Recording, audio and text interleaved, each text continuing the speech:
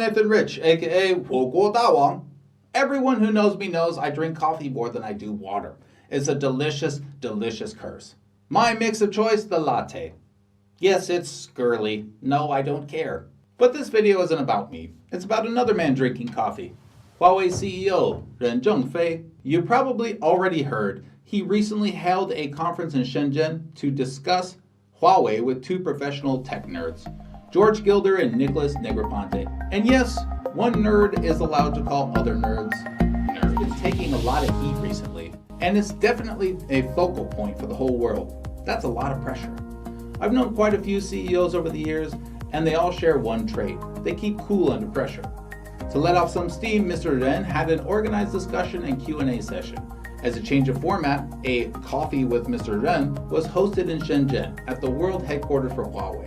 The talk was moderated by CGTN's Tian Wei and mostly revolved around the future of technology. There were also points about Huawei's position in the global market, the trade war, and how the world sees Huawei. As you can probably guess, each speaker mostly spoke about their respective areas of expertise or interest. I'd seen TED Talks by Negroponte, and of course I knew about the OLPC project.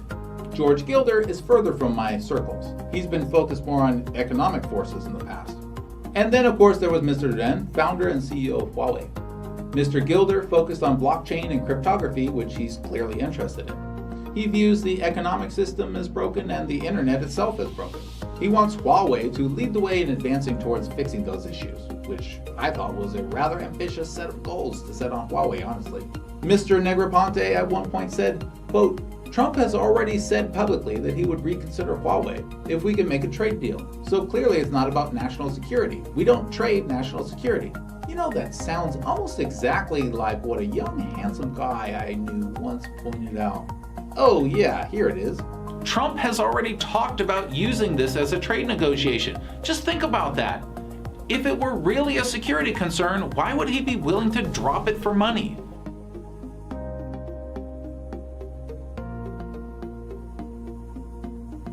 So obviously I agree with him on that one. He also acted a little bit of a buffer for Mr. Gilder, who was quite intense in his sections. He spoke about China's position in the world and what he viewed to be missteps from Trump.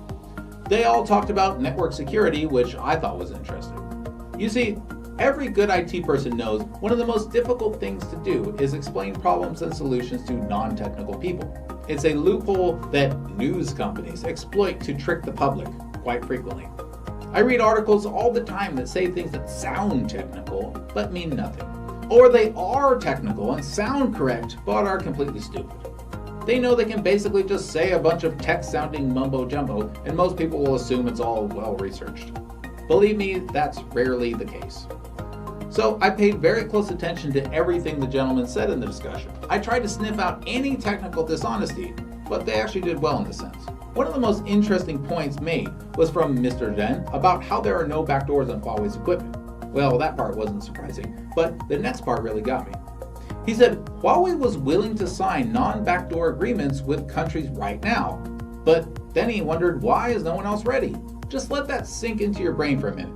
He's basically saying, we're ready to sign a non-backdoor agreement right now. Where is everybody? Yeah, good question. Why would, I don't know, America be unwilling to sign an agreement to not have backdoors in their networks? He also said Huawei will plan for something like a $30 billion loss over the next year from the persecution going on, but also expects the numbers to return to growth. He said even he was surprised by how far the US went in its plight against Huawei. After the talk, the guests were asked for questions. First up, Brad Pitt. No, wait, is that Tom Hardy? 47?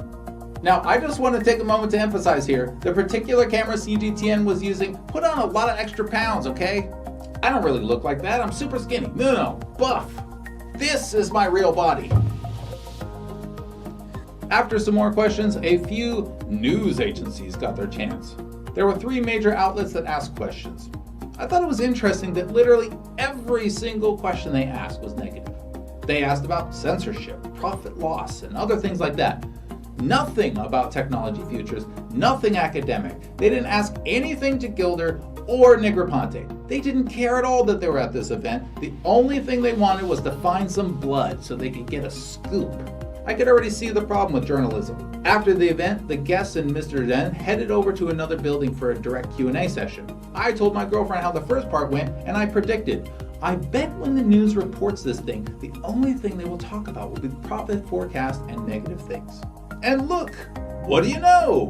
You see, this is the difference. This is the problem. Sure, the event had many purposes, and one of those was probably to get that information out. But why did no one in the news mention the backdoor agreement? Think about that. This is news. It is internationally relevant and extremely consequential. What does it mean to have countries refuse to participate in an agreement not to use backdoors? Well, they use security as a justification to ban companies from trade. What does that mean for the world? When we know Cisco has backdoor after backdoor after backdoor exposed. This is news, people. But, of course, when I looked at the reporting, it was all about some financial numbers affecting one company, Huawei. It was all about offering blood up to the anti-Chinese market out there, cheering for the damage they've done. Forget real news. Do you see that? During the direct Q&A, I got a chance to observe Mr. Zhen more closely. Without Gilder and Negroponte, he had to stand on his own. He was literally surrounded on all sides with interested people, myself included. We politely fired question after question at him and awaited his answers. So what's he like? Well, we didn't go out drinking together and hit the KTVs or anything. I just participated in an activity with him. But I'll tell you my impressions. His answers definitely weren't rehearsed. We were asking him all kinds of random questions and he always had a reply. His answers were definitely corporate. They kind of reminded me of those from Bill Gates. Very large scope, considerate of global issues and contemporary politics, yet somehow not as bland and boring as all that sounds. He came off as having a strong sense of humor and an even stronger poetic streak. Now, I'm not making that up. Somehow this guy can infuse long technical or economic answers with poetic rhythm and themes. And there were several moments when the whole group, myself included, busted out laughing at his jokes. It was interesting for me to compare his thought processes to other CEOs that I've known. Some similarities and some differences, but overall, it was a fascinating experience. To be honest with you, I kept thinking about the massive amount of pressure he must have on him. And yet he seemed right at home in this world of constant press, constant bias reporting, constant interest, all in the public eye. Wow. So as much as I hate to admit it, I am now guilty of having worn a suit in the heat of Shenzhen. Only I was doing it to go to a special event at Huawei's huge, sprawling campus. A week or so before, I had taken a tour of the campus, which is actually enormous, like I said. Like the size of a town. Over the years, I've toured many facilities, but I'd say Huawei's was probably the biggest. They must have hundreds of landscapers, I thought. They told me about another campus made up to be of various European styles, but I didn't go. All in all, I'd say I was impressed by the friendliness and professionalism expressed by Huawei to the group, and I appreciated the invitation. Thanks, everybody. 谢谢.